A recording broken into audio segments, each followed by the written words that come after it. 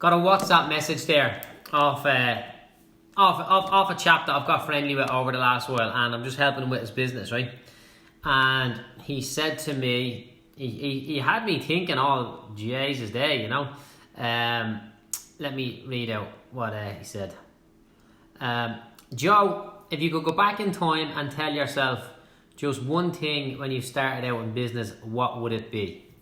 I'm excited to see your reply. I'm like, fuck her, Jesus, like. And then if you could tell yourself just one thing when you start in business, what would it be? Okay. I didn't realise he said just one thing, but I'm going to just give you one thing, right? I'm going to give you one thing, and then I'll give you the list that I've written down here, right? So, if you're just popping in here, someone just text me and asked me a question.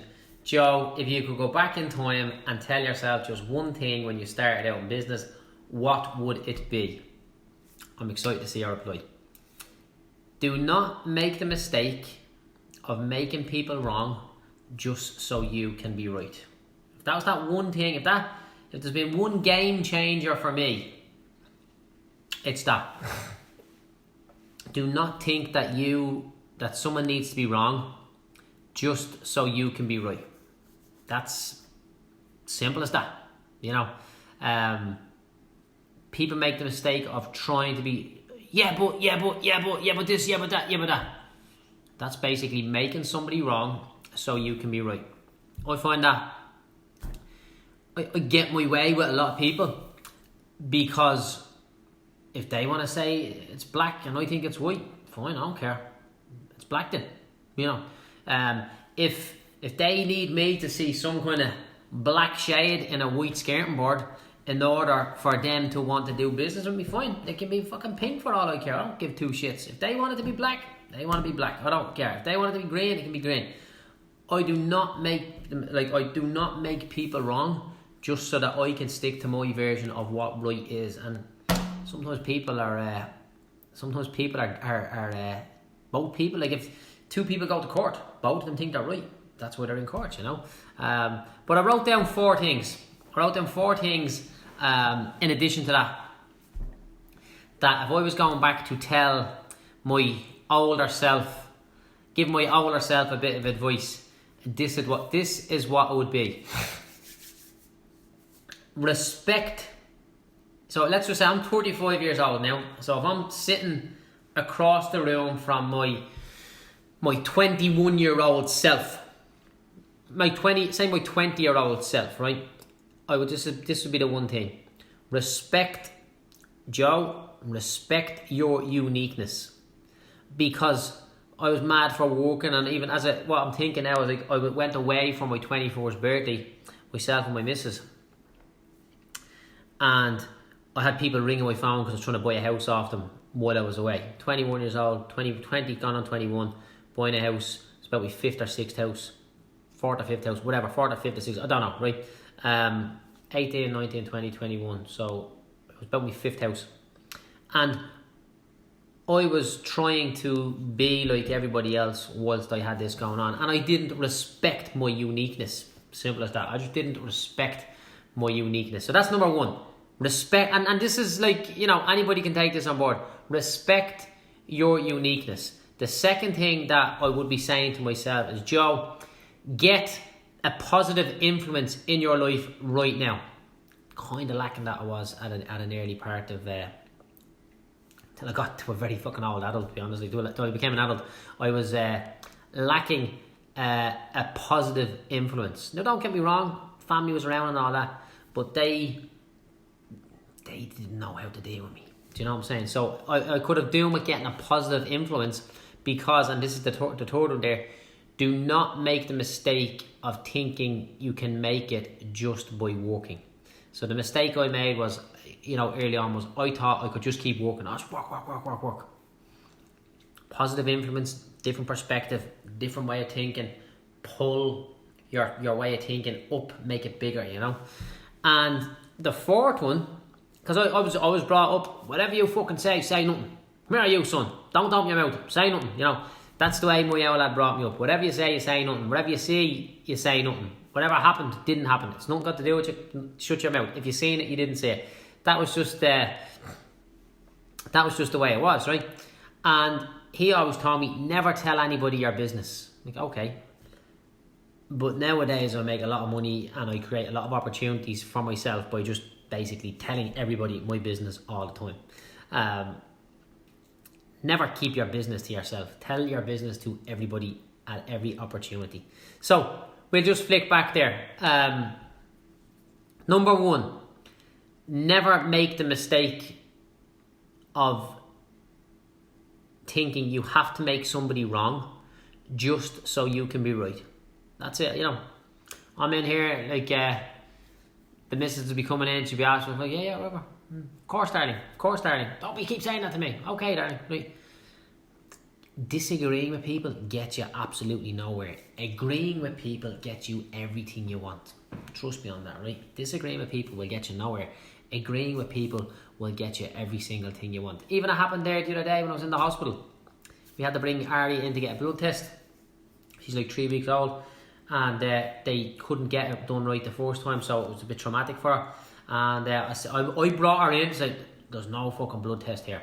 And went into the doctor, I said, she was in for the blood test, but she's not getting it. And he goes, yeah, okay. I might just negotiate with you on that a little bit, but I respect where you're coming from. He didn't make me wrong, he just said he might, and he just kind of, you know, in the end then, we got the blood test done with the baby. Linda was giving her our bottle over here, your man had the hand out here, she didn't even cry. It was amazing, right? If he would have said to me, you are getting that blood test, I would have dug in my heels. But he just, you know, agreed with me, and he didn't make the mistake of making me wrong, so he could be right. So that's the most that is the most important one. That's global in my life now at the minute, you know. That's the first one. The second one is respect your uniqueness. Stop blending in if you are designed to stand out. I've got a tribe of people that follow me, support me. I help them, they help me, right? We're all on the same page, yeah. We all respect our uniqueness. In a world of millions, we are different. We are entrepreneurs, we are business owners, we are self-employed, and we don't know why we do it, but we're just fucking animals for working, right? And we now respect our uniqueness, and I've been lucky enough to be able to bring this whole tribe of people together. You know, my tribe of people makes 500 quid a day. Well, we don't make 500, but we're us. Most of the people don't make 500 quid every single day. But we all go out and hunt 500 euros every single day. And guess what? Most days we get it, regardless of what line of work you're in, right? And that's, we respect our uniqueness. The next one is get a positive influence. The first kind of positive influence on my life was Bill Cullen, when I read his book, Penny Apples or Golden Apples, one or the other, which is probably both of them. And after that then I was kind of looking, and then I found Grant Cardone a few years ago, and I consumed all of his content, and he just opened my mind to the possibilities that exist and all that sort of stuff, you know. And before that then I was trying to find positive influences in other people that had achieved what I was trying to achieve, and it was difficult for me to do that because where I was coming from, where I was at and where I was coming from, nobody really wanted to speak to me, you know. So if I would have had a positive influence, if I would have had me to talk to me when I was 20, I'd be a fucking billionaire by now. I'm telling you now, man, 100%, you know. So I was lacking a positive influence. I was lacking a role model. I was lacking a mentor for most of my life, you know. Like, with respect to my father, he did teach me that you had to work hard. And after that then it didn't go any further in terms of any of the influence that I got from myself with regard to this. The third one, don't make the mistake of thinking you will make it by just working. So I used to just like buy a site, be building a house, and be just, yeah, I'm building, don't talk to me, I'm building. And then I'd finish that and I'm like, yeah, I've finished it, give me the next one, I'm building, I'd be working around the clock. And I thought, if I just kept working, I'd be grand. By God, the amount of opportunities that passed me by because I just kept working, you know. So do not make the mistake of thinking you will make it just by working. And then the last one is do not think you need to keep your business to yourself. You need to fucking tell everybody what your business is. Sure, is that not what advertising is? You know, we need to tell everybody what our business is about. We need to tell them what we're about. I basically tell everybody every single day here what my business is about, you know. So that is the advice a 35-year-old entrepreneur would give to his younger self. Thank you for the guy who messaged me, asked me that question, because it sent me on a little soul searching journey, you know.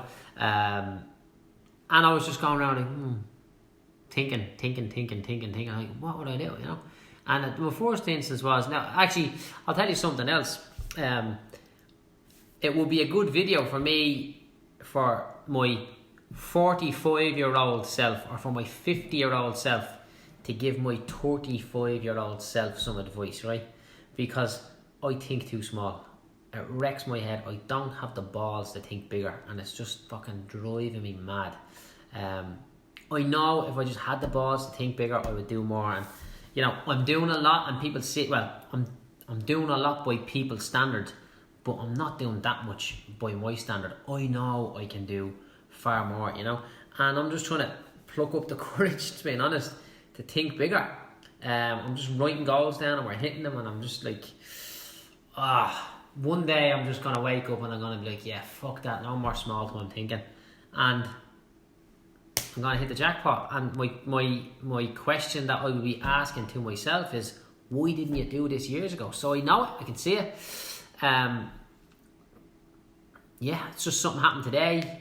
A few things happened today actually that I thought, you know what, that's gonna push us up to the next level, you know.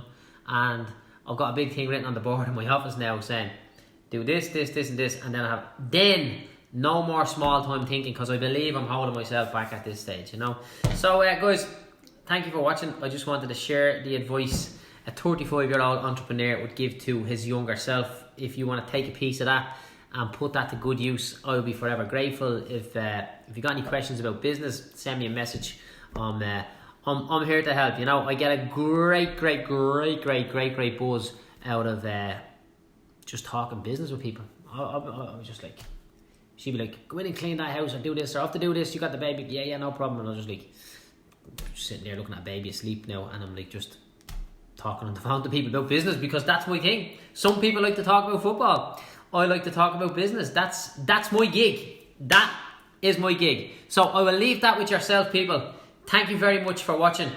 I will see you all at the top.